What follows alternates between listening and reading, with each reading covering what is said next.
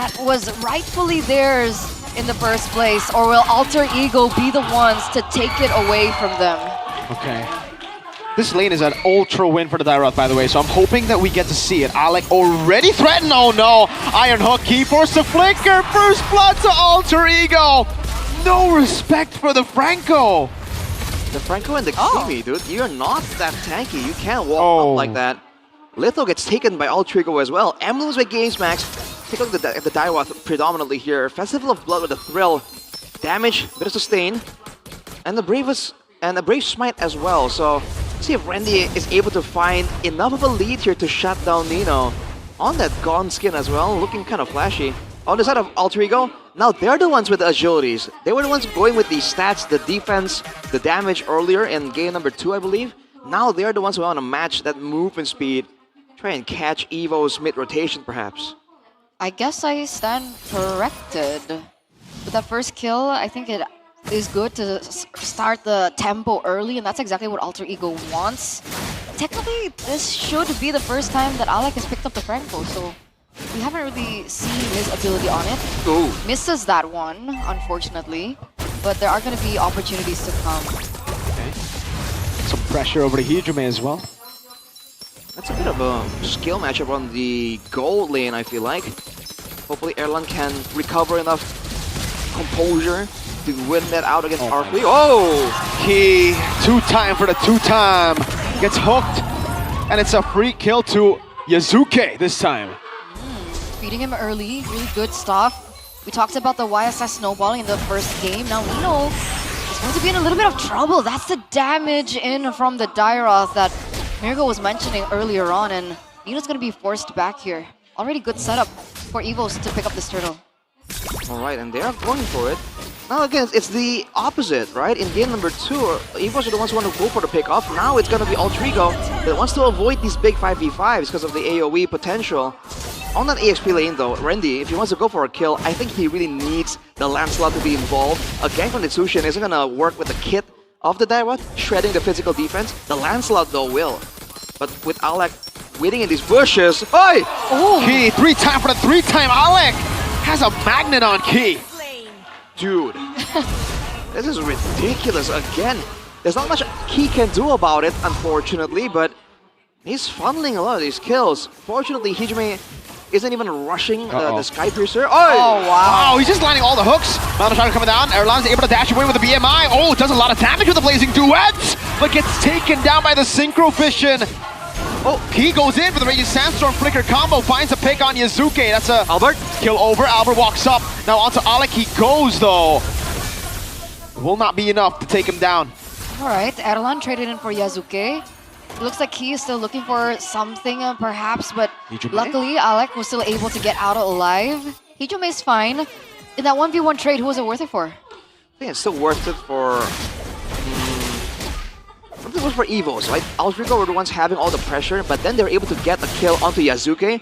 I feel like slowing down the farming speed of the Yi Sun-shin is also an extra added benefit, so I think that's good for EVOS.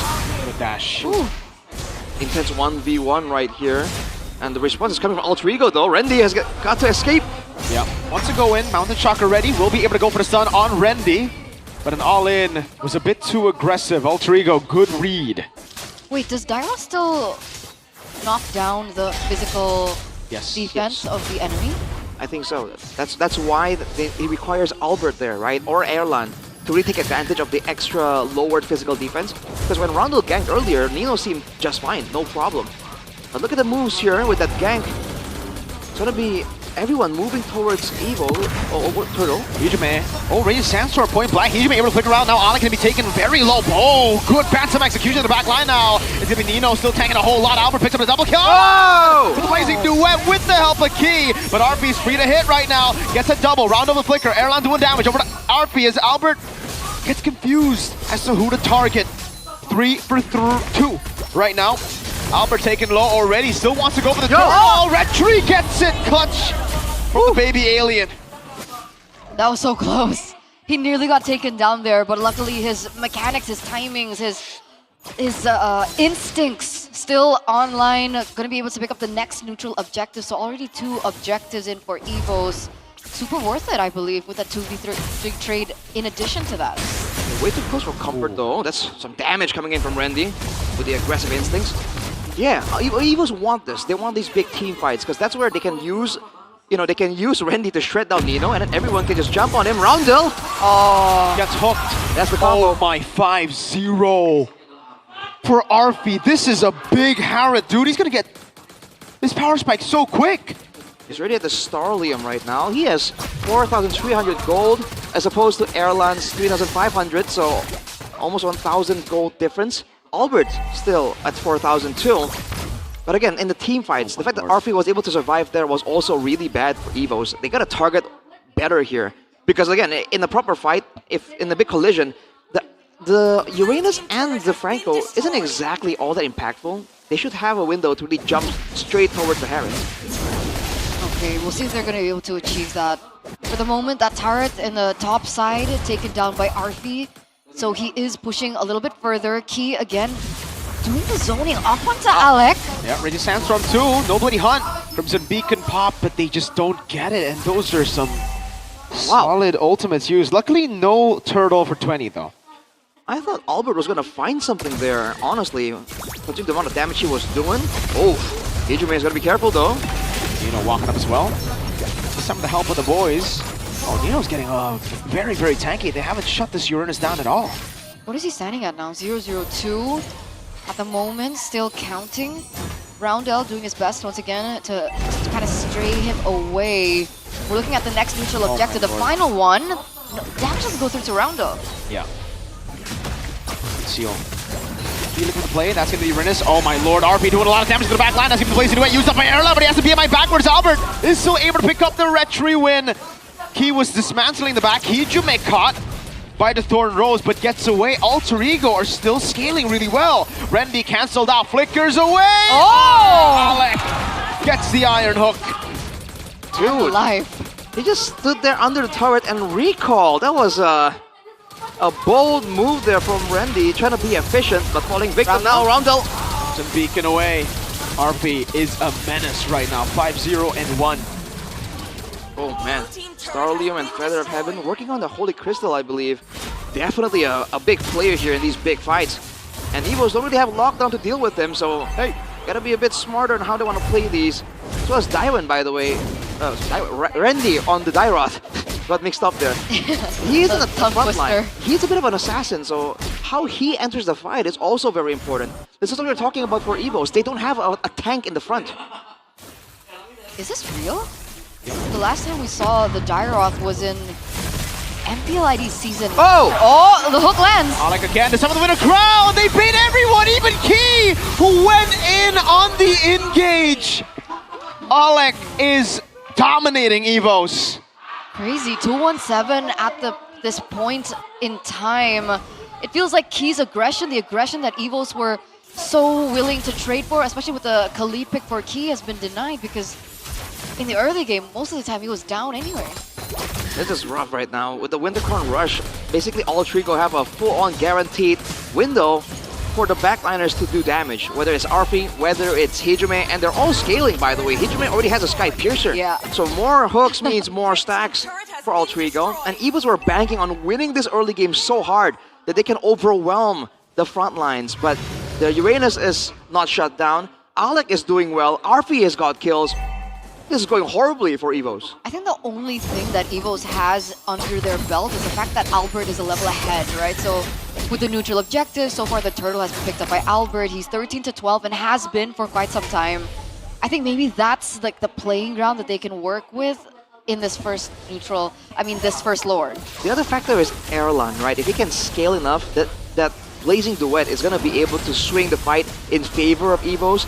But he needs to farm, he needs to get some resources here, because otherwise he's quite behind. Gold-wise, he's still right below Albert, so again, he just needs a bit more time. Fraction Pulse Key, forces use the Radiant Sandstorm backwards here. Rendy hanging away as well. It's going to be Rendy taken down instantly as we start to find Mountain Shocker. Locks Roundel down, forcing the Flicker out. Albert still trying to look for an angle. Uranus picked up again. The damage coming down from Erlan, pick up as well, back again. That's gonna be Nino taken very low, should be taken down. Key finishes him off. Both XP leaders taken out already. Thorn Rose coming down. Ooh, Alec doesn't get close enough for the bloody hunt. a lot of expenditure for only the XP laners going down. But again, with Alec in the picture, the threat isn't over. The Uranus isn't the main guy engaging the fights for Alter Ego. He's just the distraction. So the Lord stays up as Albert investigates. It's a volatile situation, man, but the gold lead has actually evaporated for Alter Ego. Now It's they're gonna go 5 in. and 4. Ooh, Winter Crown already used. RP gonna be engaged on again. That's gonna flicker and the bloody hunt locking him. Erlan down! And it's perfect by Alec. RP still alive! Flickers out to safety. Round with the Crimson Beacon. The target is all over the place. Albert taken low. All alone. Thorn Rose gets another Albert! Albert! This man is single-handedly carrying EVOS. 1 member against 5. Unfortunately, No way. won't be enough just yet. Can he go for a steal? Phantom execution, the turret. Albert gets away with the puncture. I cannot believe this man is doing this all alone. Yazuka is forcing Lord. Brendy's back up already. Retribution still ready. Look at Albert walking in again. He has enough energy. He's gonna go away. He's so low. Erlan's on it. Albert wants to go for it. Oh, yes, okay! With a retry, Erlan with a blazing duet has to go back to the BMIs. Brendy goes for the chase and Ijume takes him down. Albert tried everything, but it was not enough. That was beautiful. That was beautifully played by Albert. But with so many eyes on Albert earlier, I think a lot of people missed what Yazuke was also able to do. He did the exact same thing that Albert did, but in the opposite side. And then in the end, before he dies, he still gets that Lord. And now 4 members are rushing into the base of EVOS. Can they clear? Yes, they can, but there's a Lord up top, and Alter Ego will build upon this lead. Brendy's back up, jumps onto Nino. Now they're 5 members strong, but Yazuke's back too. Oh man, after all that, EVOS still are unable to find something of immense value there. As always, Albert being so consistent. Yet now with the Lord, Alter Ego, they don't really have the best of Siege technically. With 2 marksmen, they can't really walk up in the situation, but Alec waiting for that window. Doesn't land. Yeah. Has to flicker back up though, so we can go for a flicker bloody hunt. Erlan respects it with the BMI back again. 2 base turrets already down. And they're looking for another siege in the mid lane this time around. Mountain Shocker not landing. Albert looking for a play. That's going to be the way you sense on flick. Oh! Okay, we find it. We're crowned on the bloody hunt. Locks Erlan down. He's going to be taken down right now. As that's going to be ready next to the chopping block. RP jumping around, still staying alive. Albert, can he do it?